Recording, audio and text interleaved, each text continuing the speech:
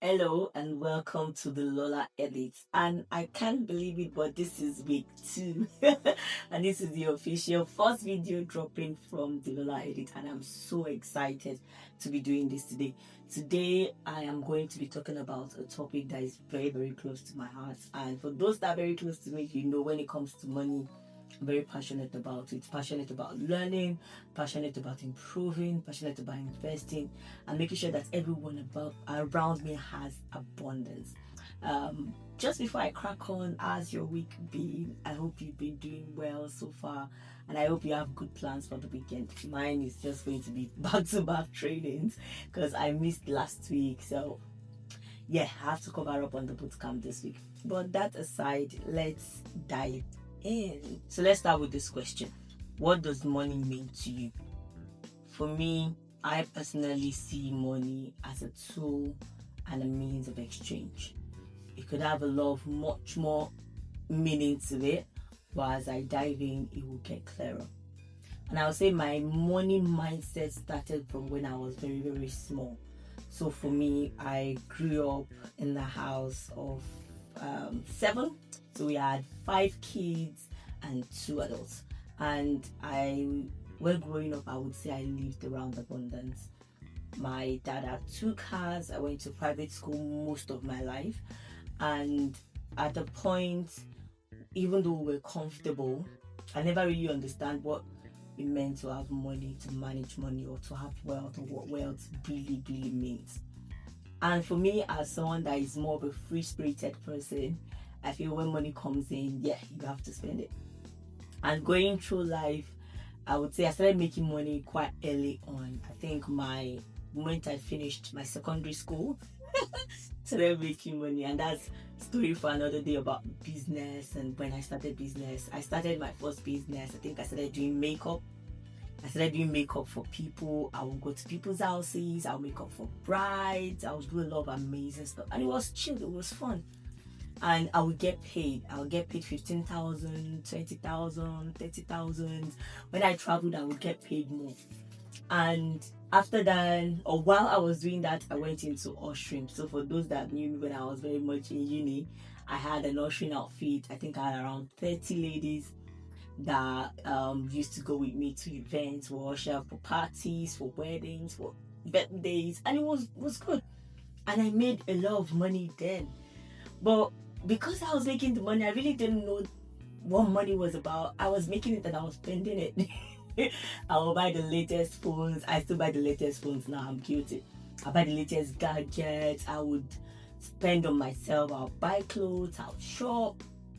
I really didn't know a lot about financial responsibility. And while I was in uni, I went to private uni as well. Thankfully, my family has always been supportive all the way. And when I got married, I came into the country. I went straight into healthcare assistance, and that kind of changed the way I saw money. And then I had to work really, really hard to make money, and I was like, nah, I'm not used to this. And that part of my life was a very, I would say it was a big lessons learned for me. So coming from a place of abundance, coming from a place of excess, and then getting married and learning to kind of manage within or live within your means, try and work with your partner, try and save for the future, for your kids. It was so new and so strange to me. And I'm like, why can't I have what I want now? And along the line, I had a major career transformation. God has really been faithful. And after that, I started earning really, really well, to the tunes of thousands of pounds per day. And all through this journey, I've learned so many things about what money is, mindset about money, and how to just be financially responsible. So today I'm going to be sharing some of my life lessons that I've learned about money. And just to give you a bit of hint, the next coming weeks, I'm going to be going fully into that aspect of money, knowledge, sharing, and the rest. But for now, let's start with number 1 for me is mindset about money. I see a lot of people say, oh, I don't know how I'm going to make ends meet. That's fine. But I know a lot of people have this limiting mindset about money. I've decided for myself I would always have abundance. I don't know how it's gonna happen. God, the universe, the angels, they will just make everything alive for me. And I will always have abundance and I will not lack.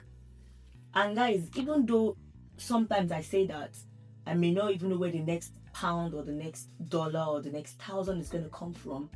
I've seen it work for me in so many ways. So my first lesson about money is about your mindset. Always have the mindset that you deserve more, you will get more, and that money would always come to you and you would not lack. And guys, I read books, I watch videos, I listen to podcasts around this mindset. There's a book I read, We Should All Be Millionaires. It will just challenge all these limiting beliefs that you have about money. And I feel until when you get to this state where you see money as a tool, where you see yourself that you're deserving of it, and when you see yourself having that money and using it well, then it makes all the difference. So number one lesson is have the right mindset about money. Number two for me is see money as a tool. When God gives us money or wealth or abundance, I see a lot of people think about me. I want to buy the latest car. I want to buy the latest shoe. I want to travel. All that is good. Don't get me wrong. It is good. But most importantly, think about how can I help other people with this money?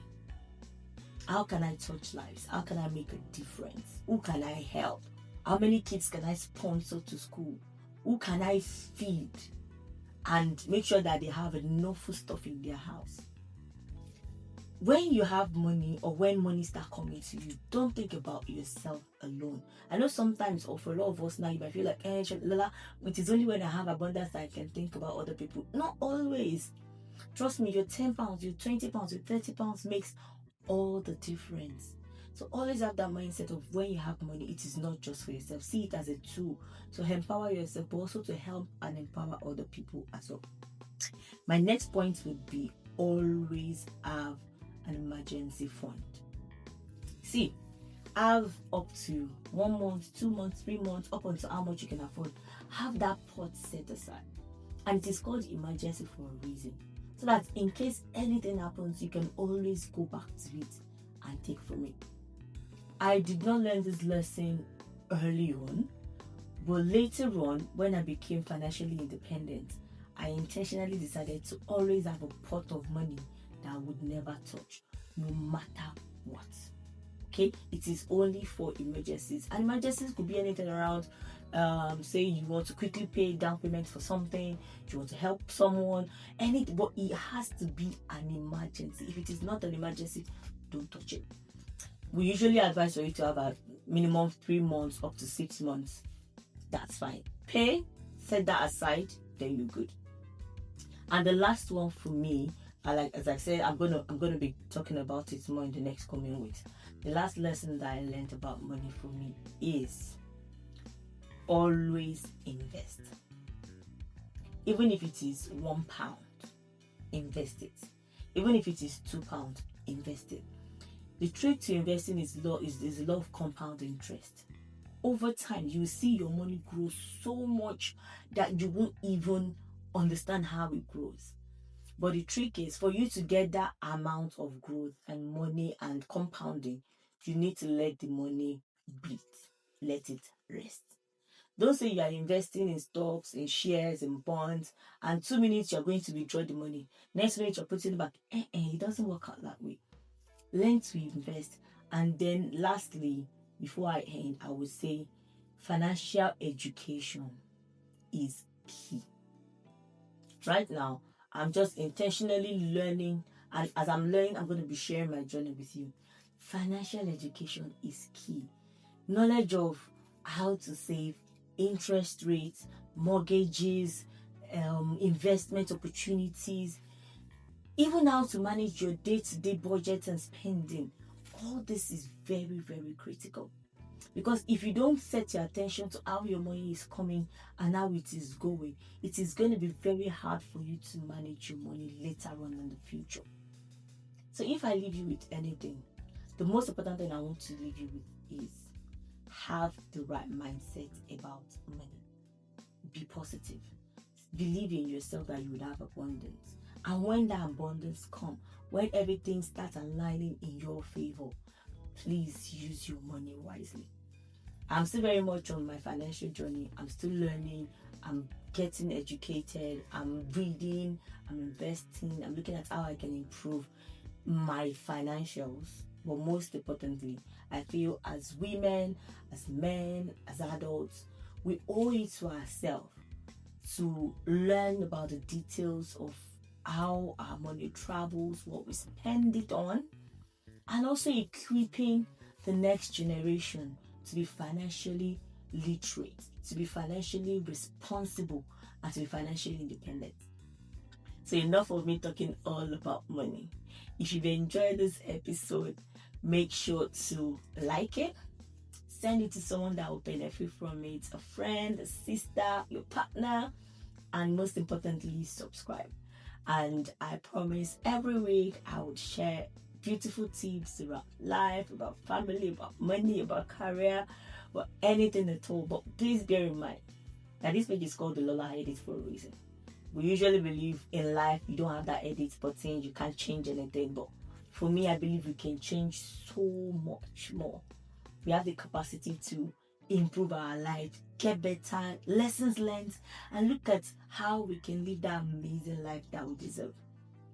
And this is where I will stop today. Thank you so much for listening to me go on. And until I see you next time. Don't go yet. Don't go yet. Don't go yet. Don't go.